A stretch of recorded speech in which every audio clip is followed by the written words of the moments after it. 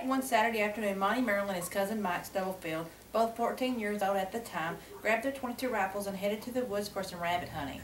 They were not out there very long when Mike returned to the house to get help. He had accidentally shot Monty. This accidental shooting did not cause death, but Monty did undergo surgery to remove a .22 bullet from his left shoulder. In an article from the Journal-Gazette about gun safety, it states that for all children younger than 15 years old, 54 died from firearm accidents in 1 year. This is why gun safety is an issue that concerns each and every one of us, and as parents, we are responsible for teaching and ensuring that our children know and follow gun safety rules. How many of you hunt or have guns in your home? Out of all of you that have guns in your home, how many of you have taken a gun safety course or had a parent sit down and talk to you about gun safety? I'm betting not very many, if any. My goal today is to persuade you to take an interest in gun safety and to get educated on gun safety rules to prevent accidental shootings. According to the Lima News, in August 2008, Bradley Hammer died when his 7-year-old son shot him in the head. Bradley Hammer would probably be alive today had he child-proofed his gun, or he would have gun-proofed his child. In the Journal-Gazette article about gun safety, it explains how simple it is to child-proof guns. The article says, first, keep all guns unloaded and locked in a storage device such as a gun safe. Second, keep all ammunition in a separate compartment or a separate area locked up also. These are very good rules to enforce.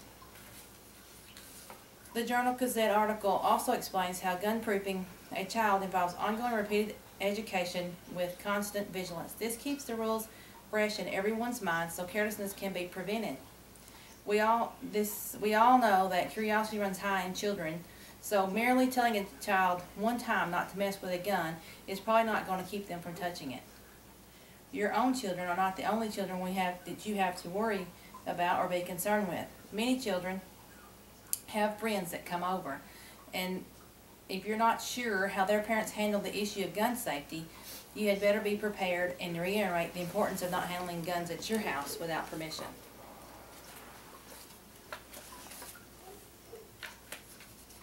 Because of where I work, which is in a hospital, and most of my time is spent in the emergency room department, I have seen firsthand how gun handling is not always done correctly, even by adults.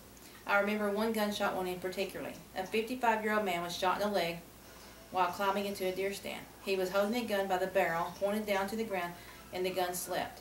He caught the gun by the trigger, and the gun fired. The bullet hit him in the calf muscle and went all the way through his leg, shattering his tibia, which is the large bone in the lower part of his leg. He lived, but he had a very long recovery. This is a perfect example of how gun handling and being vigilant with safety can prevent accidents.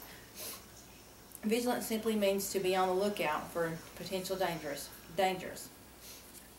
While I was telling you this story, were you able to determine what this man did wrong, or if his accident could have been prevented? If you had been taught gun safety, you should have been able to answer these questions. First of all guns should be on safety. Secondly, never load a gun until you're ready to shoot it. These are rules that my husband and I have always instilled in our children.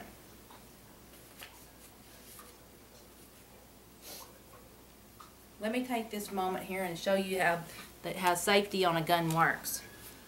This is a .22. If you can see here, this is the safety. It's just slides up and down.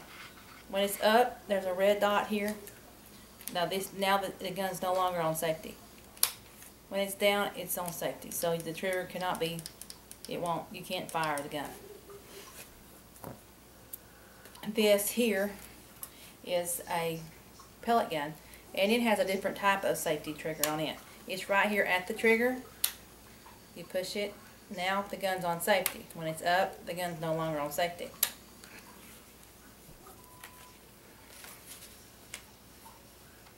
Keep it up.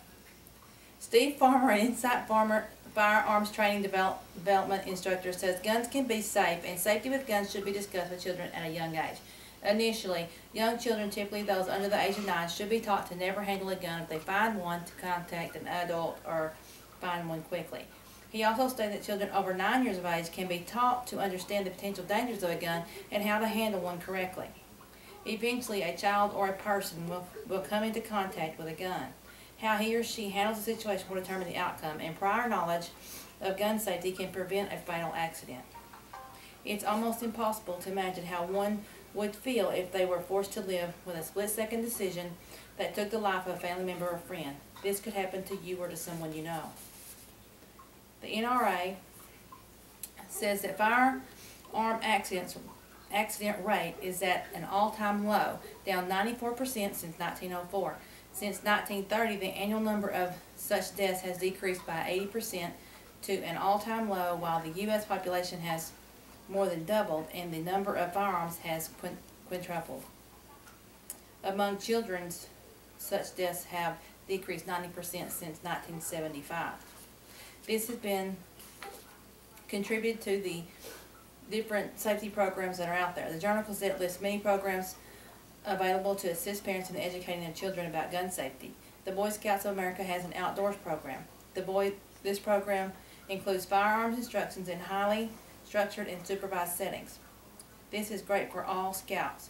Many states have a Department of Natural Resources which sponsors many hunter safety courses and programs on proper gun practices. In Texas, there is a hunter safety course required by the state before children can hunt by themselves and can be taken online or in the classroom. The NRA also has programs available for children of all ages, and they also have a list of gun safety rules. As you can see, getting interested and educated about gun safety is important. I have shown you how gun proofing and child proofing is supported and can help prevent accidents. I have also given you a few gun handling rules that will help prevent accidental shootings and how being vigilant in enforcing and using the rules contributes to gun safety. Now I hope I have piqued your interest and concern enough for you to get involved in one of the gun safety programs I have given you. I'm sure there will be some of you that leave here today and never think another thing about gun safety. I only hope that you're not that someone that takes a bullet to the head from a gun found by a 7-year-old. Thank you.